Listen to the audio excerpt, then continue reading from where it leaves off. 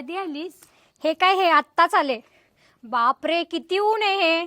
आमच्या इकडे तरी एसी आहे बाई, आणि त्या एसी शिवाय मला अजिबात जमत नाही. होय होय, चल तुला मी आतलं डेऱ्यातलं पाणी देते, ये. बाई, काका गेल्यापासून अजून तुमची परिस्थिती सुधारलेली नाहीये. बरं ते सोडा काकू, उगाच मी तुमच्या शेजार धर्म होते म्हणून तुमच्या मोठ्या मुलासाठी स्थळ बघितलं होतं.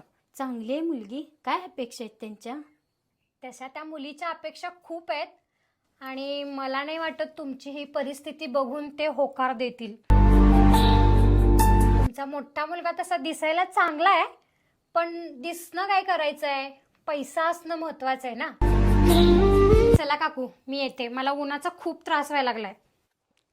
अशी पण परिस्थिती असू शकते. बरं झालं मला घरातल्यांनी श्रीमंताच्या घरात दिलं. जाऊ दे, ज्याची त्याची परिस्थिती ज्याच्या त्याचा संग.